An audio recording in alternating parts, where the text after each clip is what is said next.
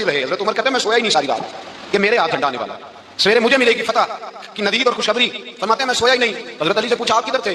جناب علی شیر خدا رضی اللہ تعالیٰ عنہ فرماتے ہیں میں تو اپنے کمرے میں سو رہا تھا, میری تو آنکھوں میں تکلیف تھی, میں سویا ہوا تھا, پتہ کیا بنا, کوئی آیا لے کے چلا گیا, کوئی عمر بھر بھی نہ پا سکا. میرے مولا تجھ سے گلا نہیں, یہ تو اپنا اپنا نصیب. حضور سید عالم صلی اللہ علیہ وسلم نے فرمایا این علی بن ابی طالب, علی بن ابی طالب کو بلاؤ. حضرت علی رضی اللہ تعالیٰ عنہ آئے تو آنکھوں کے اوپر ہاتھ رکھے, میں کہا یا رسول اللہ میری آنکھوں میں درد ہے. فرمایا ہاتھ پیچھے کر, اللہ نے تیرے ہاتھ پہ فتح لکھ دی ہے, پیچھے کر ہاتھ. حضرت علی کہتے ہیں حضور نے لعاب دان لگایا میری آنکھوں پہ, مجھے پہلے سے بھی زیادہ بہتر نظر آنا شروع ہو گیا. حضرت علی شیر خدا ایک ہاتھ میں تلوار, ایک ہاتھ میں 40 گز اونچا تھا خیبر کا دروازہ, 40 گز چوڑا تھا. حضرت علی شیر خدا کہتے ہیں میں اللہ اکبر کنارے لگاتا میدان میں گیا, اللہ اکبر کنارے. میں رسول اللہ کا بھیجا گیا تو میں شان سے گیا کہ میں نے سیدھے ہاتھ میں تلوار تھی, الٹے ہاتھ سے پکڑ کے میں نے 2-3 دفعہ دروازے کو ہلایا اور اللہ اکبر کہا کہ جب میں نے پھینکا تو 40 گز دور جا کے گرا. 40. حضرت علی نے نا کوفے میں دعوت کی لوگوں کی, جب آپ امیر المومنین پہ دعوت کی, سب لوگ آئے. ایک نوجوان آیا جس نے شورا سنا تھا پر حضرت علی کو دیکھا نہیں تھا, اور حضور نے فرمایا نظر الی وجہ علی عبادہ, میرے علی کا چہرہ دیکھنا بھی عبادت ہے. ایک صحابی نے کہا حضور جو نہ دیکھ سکے, فرمایا ذکر علی عبادہ, ان کے لیے علی کا ذکر کرنا عبادت ہے, علی کا تذکرہ کرنا بھی ان کے لیے عبادت. حضرت علی کو دیکھا نہیں تھا. جوان کہتا ہے جب میں آیا نا میں نے لوگوں سے پوچھا وہ بوڑھے مولا علی کدھر ہے جنہوں نے خیبر کا دروازہ توڑا تھا, بڑی شہرت ہے, کدھر ہے؟ کہتے حضرت علی صاحب نے بیٹھے تھے, مجھے کسی نے کہا وہ بیٹھے ہوئے. میں گیا تو حضرت علی اخروٹ کھا رہے تھے, تو پورا زور لگا رہے ہیں تو اخروٹ کوئی نہیں ٹوٹتا, پورا زور 2-3 دفعہ, کبھی اس دانت میں کبھی اس دانت میں, ٹوٹتا ہی نہیں. کہتے میں ہنسنے لگا تو حضرت علی نے مجھے پاس بلایا, کہا بیٹے ادھر آ. تو میں گیا تو کہنے لگے کیا سوچ رہا ہے؟ کہتے میں ڈر گیا. میں نے کہا حضور کچھ بھی نہیں. لیکن نہیں جو سوچ رہا تھا تو بتا. میں نے کہا نہیں کچھ نہیں. فرمانے لگے میں بتاؤں تو کیا سوچ رہا تھا؟ بتاؤں کہ حضور بتائیے. آپ فرمانے لگے تو سوچ رہا تھا بابے سے اخروٹ کو ٹوٹتا نہیں, خیبر کیسے توڑ دیا تھا؟ تو سوچ رہا تھا کہ اس سے اخروٹ کو ٹوٹتا نہیں تو خیبر کیسے توڑا تھا؟ فرماتے ہیں میں نے کہا میں یہی سوچ رہا تھا. یہ عرض کیا نا تو فرماتے ہیں شیر خدا کا رنگ ہی بدل گیا. پہلے مسکرا رہے تھے پھر انداز بدل گیا. انہوں نے اپنے منہ سے وہ جو خروٹ لگا تھا جھاڑا, ہاتھ منہ جھاڑے, امامہ سیدھا کیا اور فرماتے ہیں شیر خدا بن کے بیٹھ گئے. کہنے لگے بیٹے اخروٹ کو چھوڑ, کوئی خیبر آ تو لا میں ابھی بھی توڑنے کو تیار ہوں. خیبر کوئی ہے تو لا میں ابھی بھی توڑنے کو. دیواریں ہلتی رہتی ہیں اور در کانپ جاتا ہے, علی کا نام سن کے اب بھی خیبر کانپ جاتا ہے. تو میں اس کو چھوڑ اخروٹ کو تو لا. کہتے ہیں میں نے کیفیت دیکھی تو حضرت علی کا تو رنگ ہی بدل گیا. میں نے کہا واقعہ یہ توڑ ڈالیں گے, یہ خیبر آج بھی یہ توڑ ڈالیں گے, کیفیت ہی بدل گئی. فرماتے ہیں شیر خدا مسکرائے, کہنے لگے بیٹا ڈر نہ, مسئلہ سمجھ.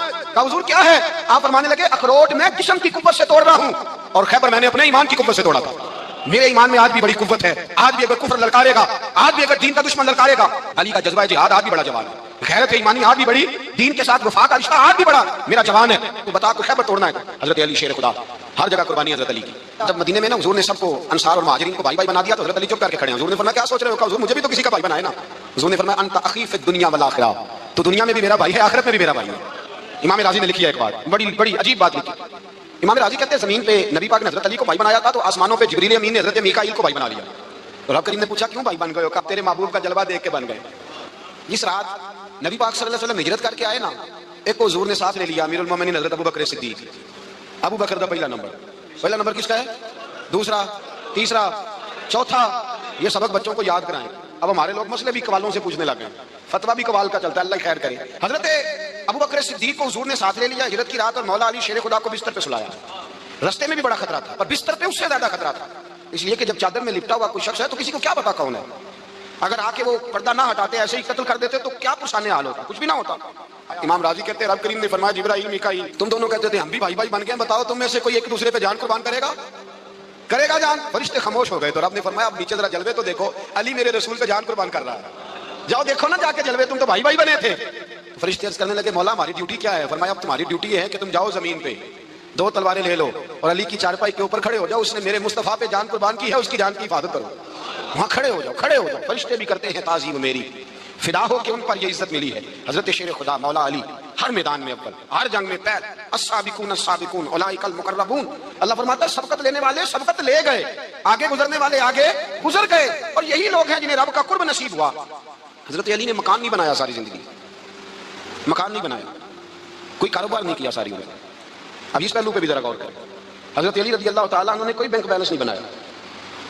صحابہ کرام علیہم رضوان فرماتے ہیں بڑے بڑے رشتے آئے سیدہ فاطمہ کے لیے, بڑے بڑے امیر کبیر لوگوں. حضور نے فرمایا میں رب کے فیصلے کا انتظار کر رہا ہوں. ایک دن تینوں یار ان لوگوں کا خلوص دیکھے مولا علی کے ساتھ, حضرت ابو بکر, حضرت عمر, حضرت عثمان. حضرت علی ایک یہودی کے باغ میں مزدوری کر رہے تھے تو وہاں گئے اور جا کے کہا علی تو حضور سے سیدہ فاطمہ کا رشتہ کیوں نہیں طلب کرتا؟ تو حضرت علی کہنے لگے بھائیو نہ مکان ہے, نہ گھر ہے, نہ کچھ ہے, رشتہ کیسے مانگ لوں؟ کہا تو جا تو صحیح, ہمیں تو لگتا ہے رسول پاک تیرا انتظار کر رہے ہیں. مولا علی شیر خدا کہتے ہیں میں گیا اور جب میں حضور کی بارگاہ میں گیا تو انہوں نے مجھے یار تھے نا تیار کر کے بھیجا, مجھے لفظ بھی سکھائے کیا کہنے ہیں. لیکن جب میں وہاں پہنچا نا تو میرے اندر طاقت ہی ختم ہو گئی بولنے کی. سلام لے کے تو حضور کے پاس بیٹھ گیا. حضور نے فرمایا علی کیسے آئے ہو؟ تو میں خاموش. پھر پوچھا کیسے آئے ہو؟ میں خاموش. پھر پوچھا کیسے آئے ہو؟ میں خاموش. کہتے دلوں کا حال جاننے والے رسول نے فرمایا علی فاطمہ کے لیے آئے ہو؟ فاطمہ کے لیے آئے ہو؟ تو حضرت علی کہتے ہیں میرا جواب بڑا نرالا ہے. میں نے کہا حضور وہ تینوں میرے پاس باغ میں گئے تھے, وہ تینوں گئے تھے, مجھے انہوں نے بھیجا ہے. کہتے رسول پاک مسکرا دیے. فرمایا علی انہوں نے نہیں تجھے بھیجا, رب کریم نے فاطمہ کا تیرے ساتھ نکاح کر دیا ہے, تیرے لیے فیصلہ ہو گیا ہے فاطمہ کا, تیرے حق میں فیصلہ ہو گیا. حضرت علی سیدہ فاطمہ کو بیاہ کے لے گئے تو حضرت زید بن حارثہ کے مکان میں. کوئی مکان نہیں. او بھائی تو دولت دیکھ کے بیٹی کی شادی کرتا ہے, سرمایہ دیکھ کے پھر دعا کراتا ہے, دعا کریں اللہ میرے داماد کو ہدایت دے دے. میرے رسول نے بیٹی کی شادی کی تقویٰ دیکھ کے, پرہیزگاری دیکھ کے, دینداری دیکھ کے اس شخص کو بیٹی دی جو السابقون السابقون کے درجے میں شامل, جو ان الذین آمنوا وعملوا الصالحات اولئک هم خیر البریہ کے درجے میں شامل, ان کو اپنی بیٹی دی. حضرت علی شیر خدا رضی اللہ تعالیٰ عنہ فرماتے ہیں کہ سیدہ فاطمہ الزہرا کو میں بیاہ کے لایا. سارے گھر کے کام حضرت فاطمہ نے کیے. میں مزدوری کرتا 2 گھنٹہ یا 1.5 گھنٹہ, زور سے اثر کے درمیان کام کرتے. 2 کلو کھجوریں ملی تو مولا علی نے اٹھا کے اپنی کمر پہ رکھی. باغ کا مالک کہنے لگا علی تھوڑا کام اور کر لو. فرمایا 2 کلو ہو گئی بڑی ہیں, 1 کلو میرے بچے کھائیں گے, 1 کلو مدینے کے غریب بچے کھائیں گے. تو کالی کل کیا کرو گے؟ فرمایا کل جو رب زندگی دے گا وہ روزی بھی دے گا. تو بندہ مشورہ دینے لگا. مشورہ بھی ہوتا ہے نا قریب سے, مشوروں والے بھی بڑی خرابی کرتے ہیں, اللہ ماشاءاللہ. کہا علی جائز پیسے تو اکٹھے کر لینے چاہیے, کیا حرج ہے, جائز اکٹھے کر لیں. تو شیر خدا نے ایک جملہ کہا پر شیروں جیسا کہہ دیا. حضرت علی فرمانے لگے مال حرام ہو تو عذاب ہوتا ہے, حلال ہو تو حساب ہوتا ہے. لہذا نہ میں عذاب والا کام کرتا ہوں نہ حساب والا کام کرتا ہوں, میں اکٹھے ہی نہیں کرتا. نہ بندہ حساب کے چکر میں پڑے نہ عذاب کے چکر میں پڑے, میں اس راستے جاتا ہی نہیں. مولا کائنات شیر خدا. اور بھائی حضرت سیدنا ابو ہریرہ رضی اللہ تعالیٰ عنہ فرماتے ہیں میں جب اس بات کو یاد کرتا ہوں تو آج بھی رو پڑتا ہوں. کون سی بات؟ فرمانے لگے میں کوفے کے بازار سے گزر رہا تھا تو مولا علی شیر خدا کوفے کے چوک میں کھڑے تھے اور ہاتھ میں زرہ پکڑی ہوئی تھی. وہ والی زرہ جو بدر میں بھی ان کے پاس تھی, وہ والی زرہ جو احد, حنین, خندق اور خیبر میں بھی ان کے پاس تھی. زرہ پکڑی حضرت علی نے اور شیر خدا کہہ رہے ہیں بھائیو میری زرہ خرید لو. میری زرہ, امیر المومنین ہے اس وقت, امیر وقت ہے, بادشاہ ہے, کوفے کے بازار میں. بھائی میری زرہ خرید لو, یہ بڑی نسبت والی ہے, بدر احد حنین میں میرے ساتھ رہی. اور شیر خدا فرماتے کیا ہیں؟ فرماتے ہیں جب علی نے یہ لفظ کہے تو میری چیخیں نکل گئی. حضرت علی فرمانے لگے اگر میرے پاس نیا تامت خریدنے کے پیسے ہوتے تو میں اسے کبھی نہ بیچتا, نیا تامت خریدنے کے پیسے ہوتے تو میں کبھی نہ بیچتا. حضرت علی رضی اللہ تعالیٰ عنہ نے وہ زندگی گزاری, با پردہ, پرہیزگاری, درویشی, سادگی, ساری زندگی کسی کا شکوہ نہیں کیا مولا علی. حضرت علی شیر خدا فرماتے ہیں بخاری مسلم میں, فرماتے ہیں مجھے قسم ہے اس ذات کی جس نے زمین چیر کے دانہ پیدا کیا ہے, مجھ سے رحمت عالم صلی اللہ علیہ وسلم نے وعدہ فرمایا کہ علی یاد رکھنا تم سے صرف مومن ہی پیار کرے گا, اور جس سینے میں تمہارا بغض ہوگا وہ سینہ مومن کا نہیں منافق کا ہوگا. تم سے مومن پیار کریں گے, مومنوں کے دلوں میں کشش ہوگی تمہارے لیے, ان کے سینے کشادہ ہوں گے تمہارے حق میں. حضرت مولا علی شیر خدا کی محبت, ان کا نام آئے تو دل ٹھنڈا ہو جائے, آنکھوں میں روشنی آئے, چہرہ روشن ہو جائے, تو مانا یہ ہے کہ ایمان مضبوط ہے دل میں.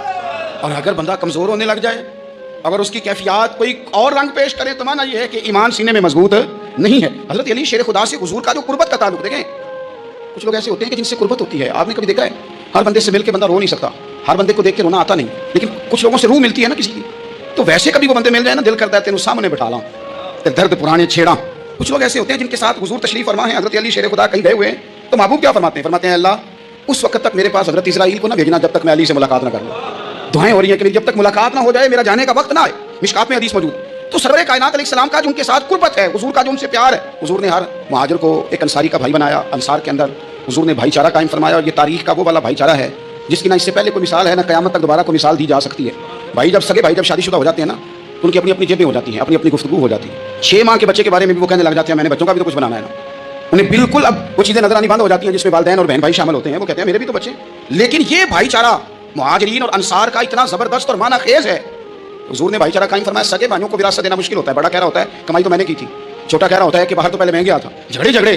لیکن یہ تاریخ اسلامی کا وہ بھائی چارہ ہے جن میں برادری, قبیلہ, رنگ, نسل, علاقہ ایک نہیں, پر ہزاروں قومیں وجود میں آئیں. باہر میں خوش وتر کے رشتے سے ہم نے بنیاد دوستی رکھی, یاد خیر البشر کے رشتے سے. اور اقبال نے جن انداز میں اس مضمون کو بیان کیا ہے وہ انداز ہی نرالا ہے. اقبال فرماتے ہیں خاص ہے ترکیب میں قوم رسول ہاشم, بننے میں کوئی خاص, ان کی ترکیب ہی کوئی خاص ہے. حضور نے بھائی بھائی بنا دیا. اب بھائی جن کو دینی اسلامی مذہبی بھائی بنایا ہے, وہ دوسرے بھائی کے بارے میں کیا ذہن رکھتا ہے؟ وہ کہتا ہے کہ میرے بھائی میرا کاروبار بھی یاد ہے, تیرا جائیداد بھی یاد ہے تیری, کیونکہ تو میرا بھائی ہے تو تو رسی لے کے پیمائش کر لے, میں اپنا گھر بھی بانٹ کے آدھا تجھے دینا چاہتا ہوں. جب اس قدر زیادہ لوگوں کی نظریاتی پختگی ہوئی اور لوگ اس قدر زیادہ مزاج رکھنے لگے تو پھر ایک خاص قربت کا ماحول وہاں نظر آیا. پھر وہ جو مہاجر بن کے آئے تھے اور بہت زیادہ جن لوگوں نے جہاد کیا تھا، جدوجہد کی تھی، گھر بار چھوڑے تھے، پھر ان لوگوں کو زیادہ دشواری نہیں ہوئی، زیادہ آزمائش نہیں ہوئی دل لگانے میں اور مدینے میں رہنے میں، بڑی آسانی سے وہ لوگ وہاں رہنے لگے اور بڑی جلدی ان کا مدینے سے اور اہل مدینہ سے پیار بڑھ گیا۔ تو میرے عزیز بھائیو، حضور نے ہر انصاری اور مہاجر کو ایک دوسرے کا بھائی بنا دیا، سب کو بنا دیا۔ حضرت علی رہ گئے، اب یہ تو دونوں مہاجر ہیں، حضور بھی مکہ شریف سے آئے ہیں، حضرت علی بھی، بظاہر تو دونوں مہاجر ہیں، اگرچہ ساری زمین کے مالک رسول پاک ہیں، سب کو بھائی بھائی بنا دیا۔ تو اب ہر بندے کو بھائی مل رہا ہے اور بھائی بڑے پیارے ہوتے ہیں۔ میں کئی دفعہ کہتا ہوں کہ بھائی بڑے پیارے ہوتے ہیں، کچھ قدرتیں دنیاوی طور پر معاذ اللہ دلوں میں آ جاتی ہیں، لیکن بھائی کا درد جو بھائی محسوس کر سکتا ہے وہ بھی دوسرے کو محسوس نہیں ہوتا۔ تو حضرت علی جب کسی کے بھائی نہیں بنائے گئے تو روئی پڑے، اتنے دلیر بندے تھے، پر بھائی کی ضرورت بندہ اتنی محسوس کرتا ہے، اس کو بھائی سے لگاؤ اتنا زیادہ ہوتا ہے کہ مولا علی رو پڑے، مشکات میں موجود روئے۔ حضور نے فرمایا کیوں روتے ہو؟ عرض کی حضور آپ نے سب کو ایک دوسرے کا بھائی بنایا ہے، میں رہ گیا ہوں، مجھے کسی کا بھائی نہیں بنایا۔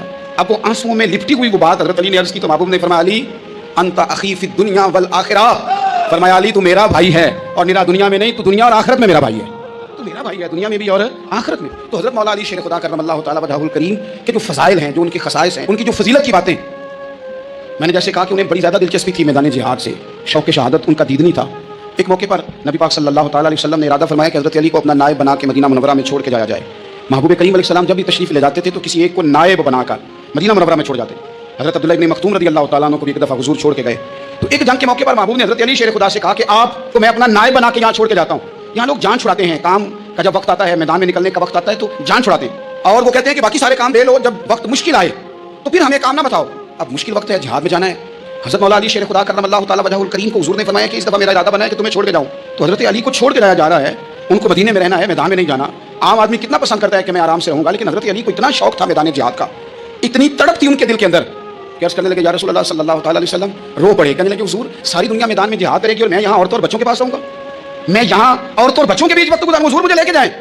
تو وہاں بھی حضور نے محبت کی بات سمجھائی، فرمایا علی جب حضرت موسیٰ کو طور پہ گئے تھے تو اپنے بھائی جناب ہارون کو چھوڑ گئے تھے، تو تم بھی تو میرے لیے اسی طرح ہو نا جس طرح موسیٰ کے لیے ہارون تھے، لیکن فرمایا یہ یاد رکھنا میرے بعد نبی کوئی نہیں، حضرت موسیٰ بھی نبی ہیں اور جناب ہارون بھی نبی ہیں علیہ السلام، لیکن وہ انہیں چھوڑ کے گئے تھے، میں تمہیں چھوڑ کے جا رہا ہوں۔ ایک بات اپنے ذہن کے اندر بٹھانا کہ میرے بعد کوئی نبی نہیں آئے گا۔ تو عزیز بھائی، حضرت مولا علی شیر خدا کا جذبہ جہاد، اچھا پھر میں نے دیکھا ہے جس زمانے میں اور آپ رہ رہے ہیں، اس زمانے میں لوگ کمزور ہوتے جا رہے ہیں نفسیاتی طور پر، ڈری ڈری سی باتیں لوگ کرتے ہیں، سہمے سہمے سے جملے بولتے ہیں، اور یہ ہر بندے کا اپنا الگ ڈر ہے۔ دانشوروں نے لکھا ہے کہ غریب آدمی کا ڈر تھوڑا ہوتا ہے اور جو اونچے عہدے پہ چلا جائے اس کا ڈر، یعنی زیادہ ہاتھ اپوزیشن کے نہیں بندے ہوتے، حکومت کے بندے ہوئے ہوتے ہیں۔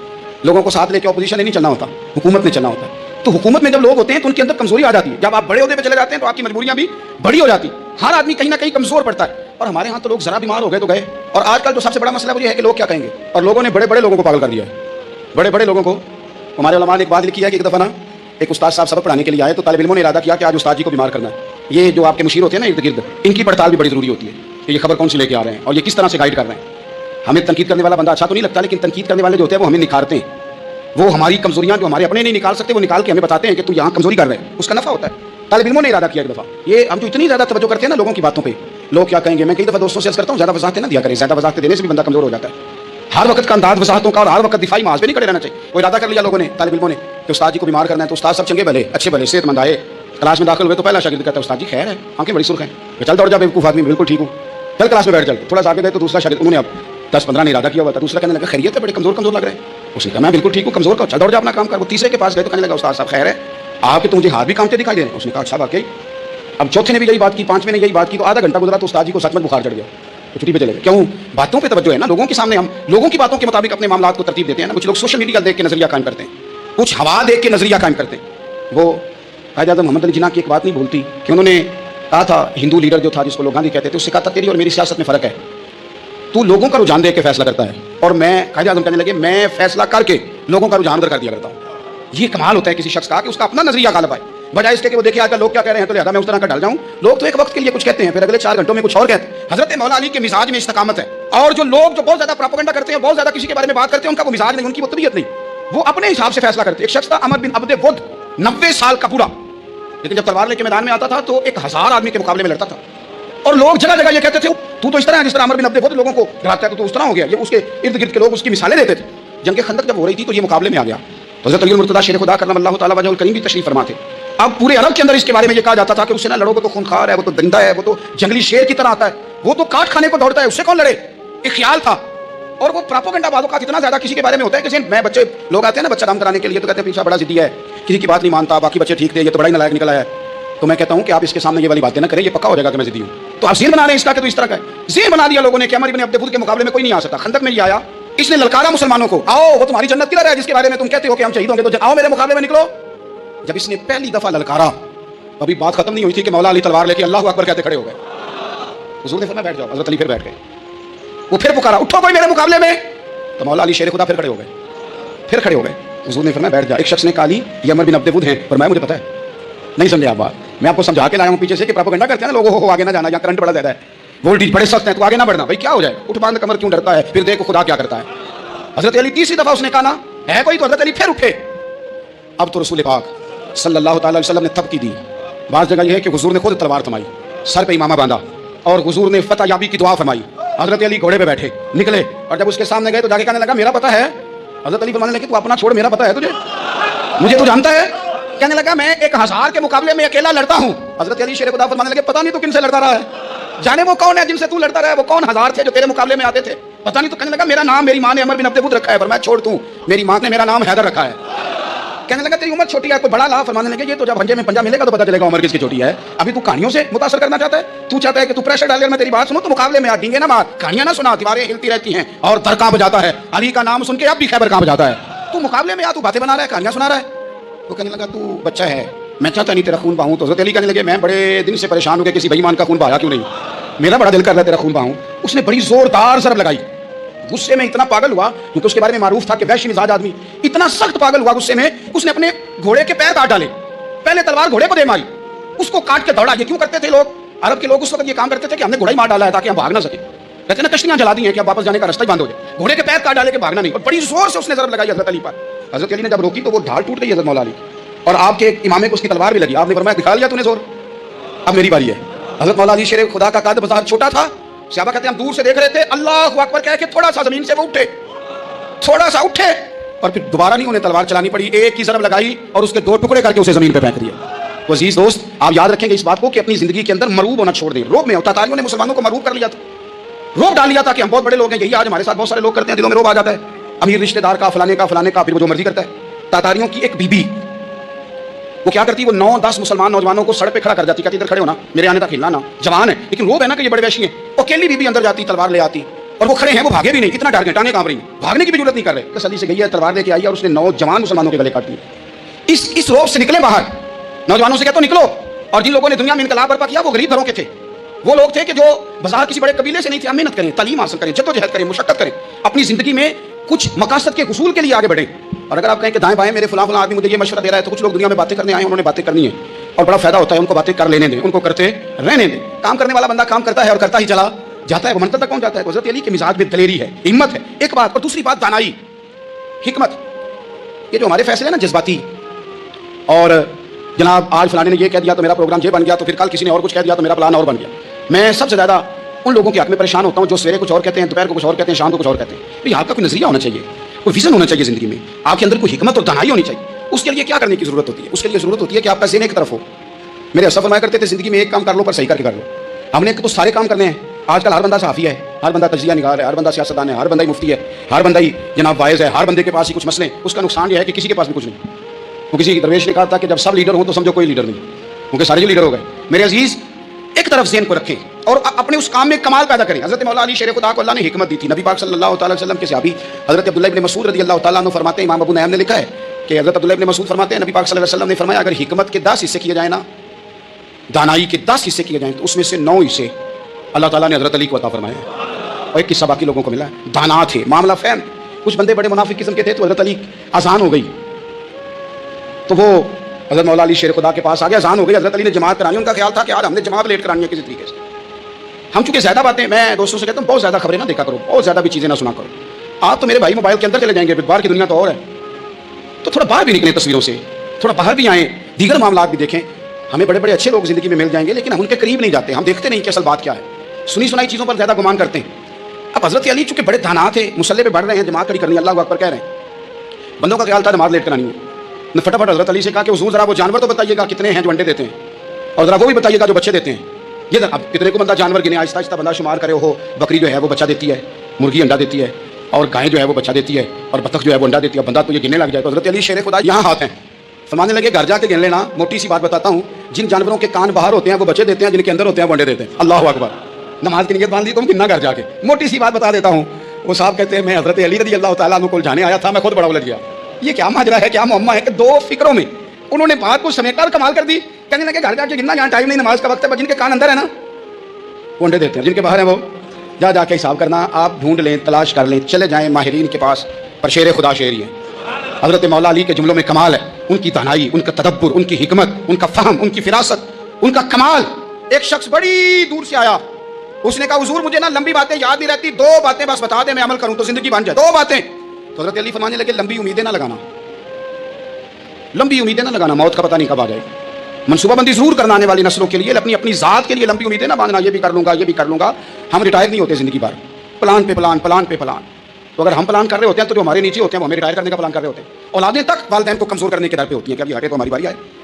حضرت علی فرمانے لگے 2 کام, ایک تو لمبی امید نہ باندھنا, اور دوسرا فرمایا اپنے نفس کی خواہش کی پیروی سے بچنا. دنیا میں رسوا وہ لوگ ہو جاتے ہیں جو اپنے نفس کی خواہش کی پیروی کرتے ہیں, وہ بزدل ہو جاتے ہیں جو خواہشات نفسانی کے پیچھے بھاگتے ہیں. یہ کام نہ کرنا. تو دانائی اللہ تعالیٰ نے انہیں دی.